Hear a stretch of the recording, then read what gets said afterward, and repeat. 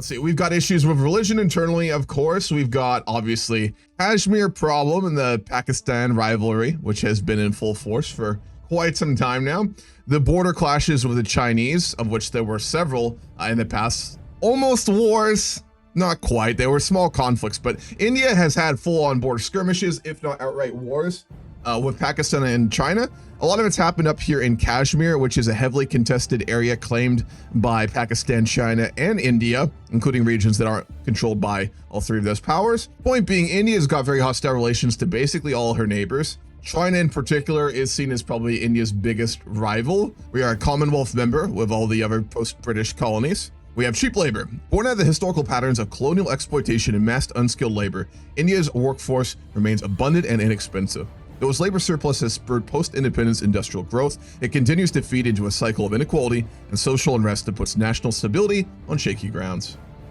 We've got a highly corrupt military industry. The complex legacy of India's license Raj era, characterized by heavy regulation and red tape, still lingers in the defense industry. While reforms in the 1990s opened doors for civilian industry expansion, the military sector remains a web of corruption and inefficiency, traced back to opaque procurement processes and a lack of accountability inherited from past decades. Indian regionalism. India's vast cultural and linguistic diversity, a legacy of its rich history and countless kingdoms, has often manifested as regionalism that complicates national governance. This mosaic of local interests has historically undermined centralized political power, making cohesive policy-making an arduous task. Let's start with our tech. Microprocessors. We will do neural networks. We will go for construction too. All of our equipment is really outdated, so I'm just going to start producing stuff that frankly we can have forever and it'll work. So we're going to go really heavy into support equipment. I think they should have starting aircraft models. I don't know why they don't. The first fighter that went into production that they make domestically was in 2001. They make some of their own aircraft, their helicopters as well, but those came later in the 2000s. Indian politics is at the turning point of one millennium to another. How will its history be built? Some of those initial focuses for Vajpayee's government, which is, of course, the BJP, which is the conservative party in India. There are more conservative parties, but it has been one of the most competitive it's not far right. Portions of it are far right. It coalitions and works with far right groups, but overall, the BJP is just more kind of conservative. I think we're probably going to hyper-industrialize. And then we will hyper-industrialize Mumbai. Pure civilian industry. Okay, we have to build even more. We probably want to build some more fossil fuel plants. Build a few more to the south of Delhi. I'm going to basically only stay with fossil fuels until really late game if we even get to that point. We're going to make some more destroyers, I think, is what we'll do here to start off with. We actually have modern ones, so let's make use of that. And then I'm going to put out some frigates as well. As I said, pretty nice starting naval situation. We have a good admiral.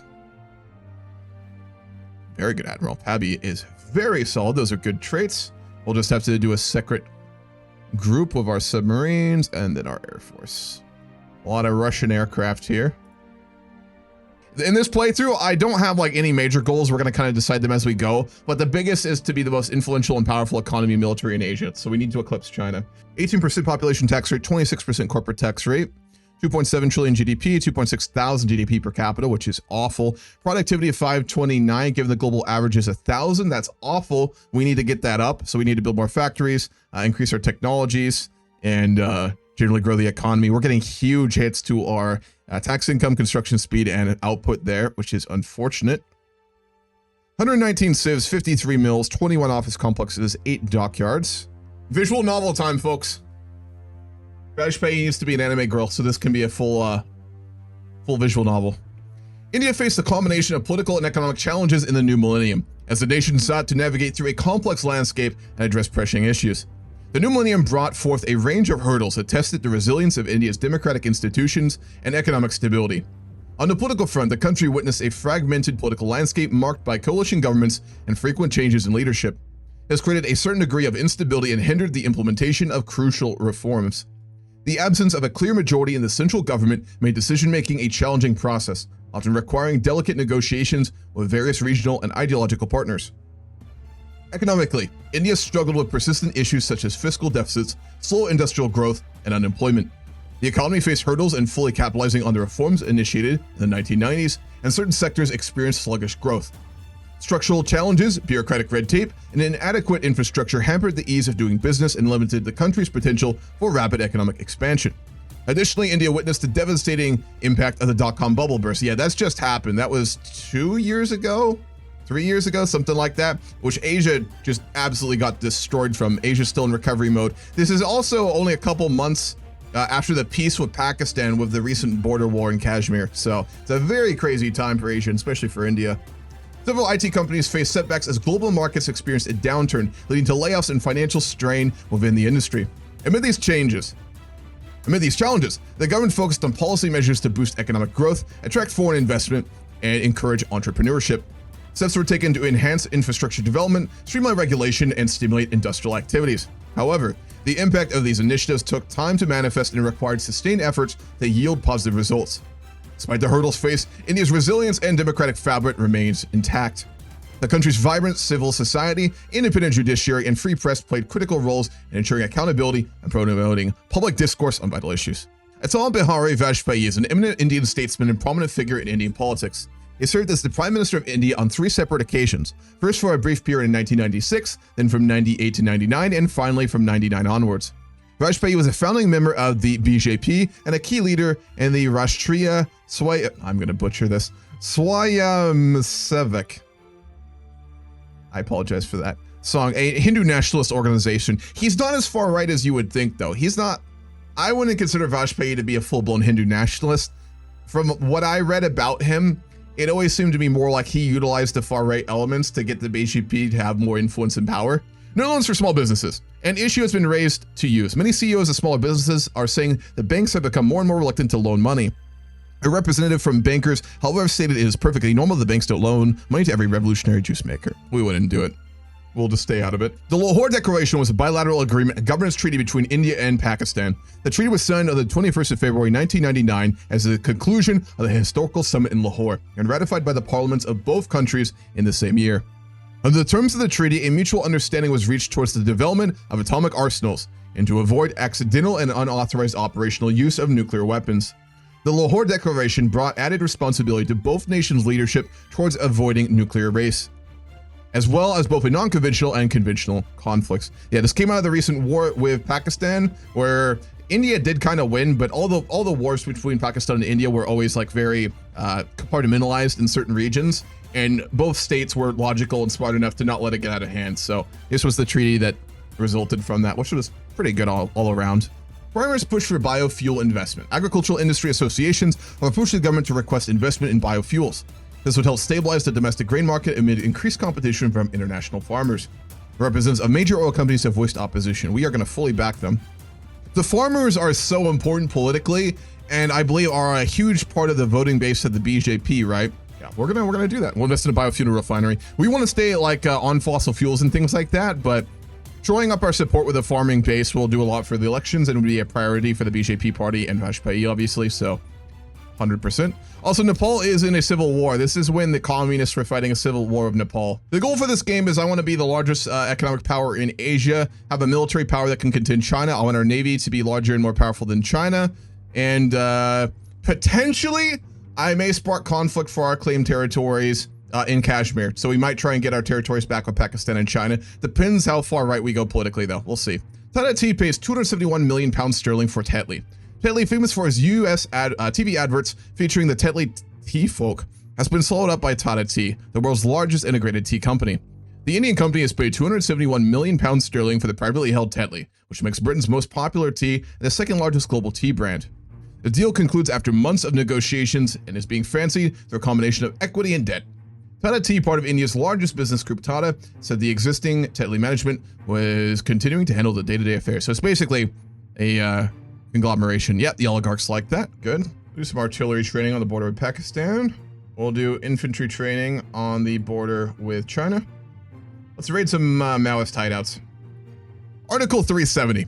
Article 370 of the Indian Constitution gives special status to Jammu and Kashmir, a region located in the northern part of the Indian subcontinent and part of the larger region of Kashmir, which has been the subject of a dispute between India, Pakistan, and China. All right, we're going to save up and start reducing our corruption levels.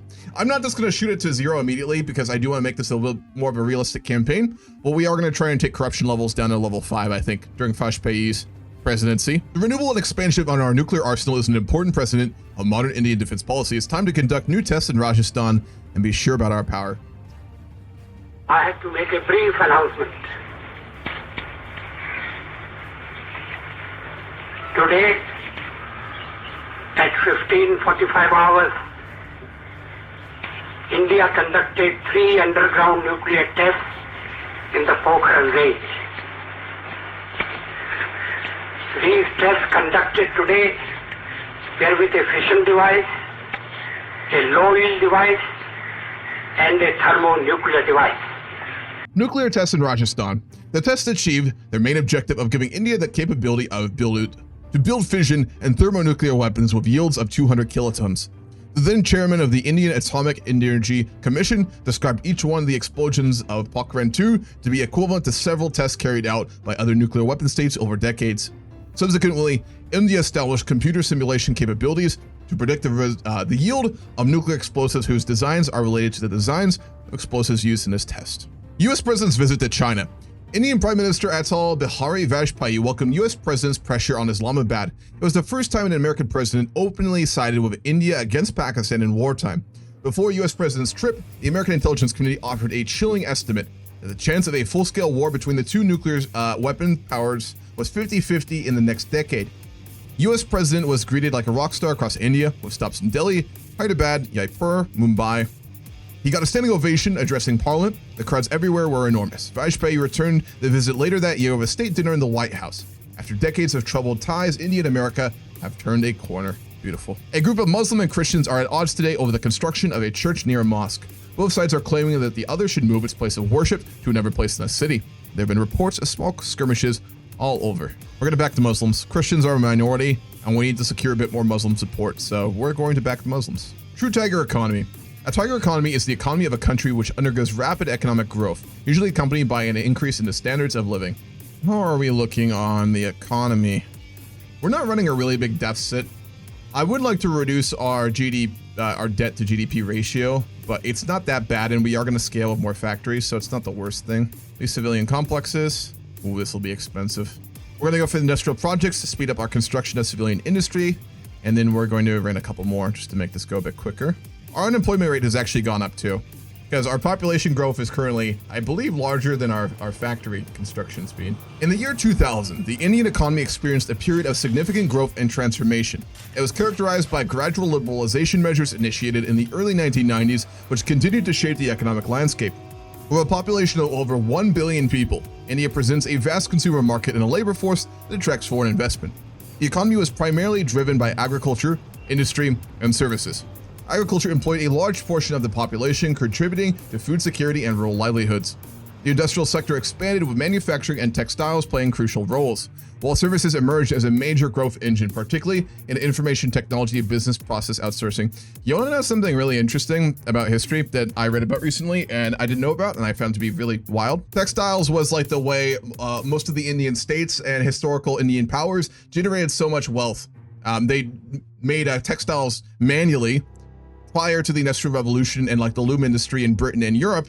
And those textiles were traded all over the world, right? I mean, they went to China, they went to Southeast Asian countries, they went to, Europe, everywhere. Like, it was pretty valuable. And textiles, are never as valuable as like a lot of other goods in modern times. Trying not to make this a victory lecture here, but like it provided a lot of wealth. When the British colonized and conquered many regions of India and then obviously formed the British Raj out of it, they completely stopped all the textile manufacturing there, and as a result caused many of like the wealthy families, wealthy traders, and a huge industry in India to just collapse, leading to a lot of poverty. Britain became one of the world's largest textile producers in the Industrial Revolution up until the modern era, and took all of that manufacturing away from India, continuing to push it even deeper into poverty, as well as obviously, their rule there, which exacerbated that. As a civilization with deep-rooted agrarian traditions, this step reflects our endeavor to harness the lush countryside to fuel India's economic engine. With a nod to self-sufficiency, the spirit of economic autonomy blossoms, symbolizing a harmonious blend of past wisdom and modern aspirations, slightly warming the hearts of our farmers. Farmer increase in reputation. Secured food source. Our agrarian roots beckon us to secure the sources that have fed our civilization through ages. This initiative, a pledge of allegiance to our farmers, not only symbolizes our commitment to agricultural stability, but also empowers the nation with a political vigor. forging a path towards a self-sustained economy. The Maoists did win it. Unified Marxist-Leninist Communist Party of Nepal. In a significant development, the oncoming forces have captured the final stronghold in Nepal, bringing it into a long drawn-out conflict that has plagued the country for years. While the fall of the kingdom is undoubtedly a turning point, while the capture of the final stronghold is undoubtedly a significant milestone, concern remains about the potential for the movement to escalate with the neighboring nations. The international community has been closely monitoring the situation and many calling for a peaceful resolution to any potential conflicts. Leaving it as it is, in a world ever thirsty for energy, we turn our gaze towards harnessing the green winds and sun-kissed solar fields. Though demanding a measured investment, this initiative represents a leap towards renewable self-sufficiency, covering a niche, a sustained modernity amidst our agrarian legacy. So we'd be building these in rural regions, which would be very useful, and continue to support the farming base, which we're trying to do, so we'll go for that next. Embracing the ethos of backdash, this initiative propels local industries into a new era of development. With a modest investment, we pave the way for burgeoning infrastructure, promising a blend of traditional craftsmanship and modern efficiency. In one of the larger and more densely populated cities, a group of Hindus and Muslims begin fighting over an unknown dispute. What is known, however, is that both sides are actively ripping each other to pieces, and it is seriously taking a toll on the police force. We will back the Hindus. We are the BJP party. Expansive subsidies. Rooted in a tradition of community support, expansive subsidies are our pledge to rejuvenate the sprawling fields that have fed our people for centuries. The initiative is a testament to our enduring commitment towards nurturing a thriving rural heartbeat, earning further goodwill among our farming populace. All these focuses are giving us way more resource output, which hopefully will result in countries buying our goods, and will eventually do when they get to better technologies and actually need them. Let's see if we're actually exporting much. Iran, Thailand, Iran, Saudi, Thailand. We are actually exporting a good amount of our resources. High import tariffs. As we usher in high import tariffs, we make a bold declaration of our intent to foster indigenous industries. This initiative rooted in a desire for economic sovereignty hints at a larger self-reliant India, with ripples of stability echoing through the political corridors. Very nice construction speed bonus there for a year. I just realized I deployed my air along and we have not been training them. So let's move them up to the north and get our Air Force training. Again, we don't actually produce any planes. So when I stop doing pure research entirely just on technology bonuses, I am going to get us to start working on our Air Force to develop some of our own domestic aircraft. Being reliant on foreign powers for buying them is such a bad idea. So we want to go for fourth generation medium aircraft. That's what we really are going to want. My bad, light, not medium. Amidst the global climate for our aromantic brews, we dance to the tunes of economic opportunity.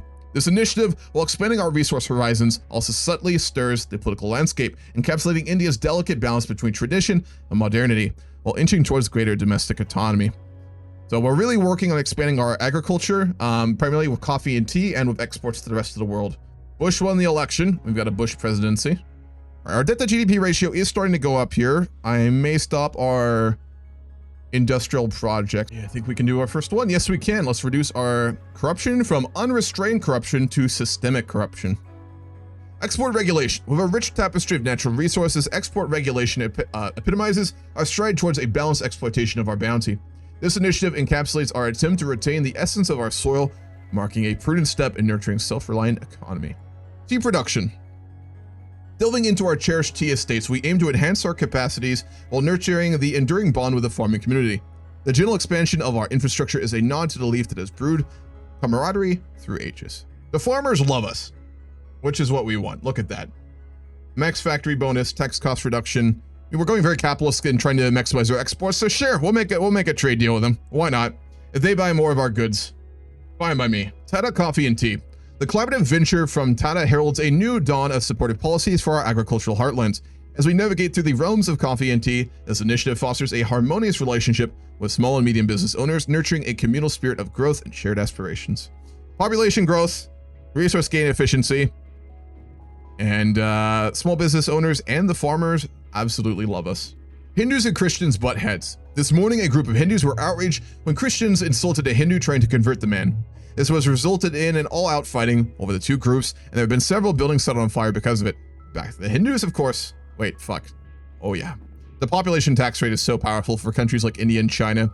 Even a couple percentage increases to it is worth that stability hit. Like, look how much of the deficit we got rid of just by a couple percentage increases. We'll go for GPRS. Right, we're gonna have to reduce this. Administration is based off of your population, which I forgot about. I always just automatically max this out because I'm used to playing small countries. but it's based on our population, so this is costing us way too fucking much money. We're gonna stay on centralized bureaucratic state. I'm gonna increase the population tax rate, and then we'll have a surplus, so it's fine. Indian parliament attack.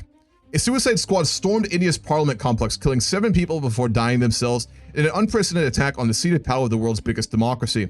Witnesses said 5 people stormed parliament, leaping from a car and attacking security guards after apparently driving into the complex using a fake pass.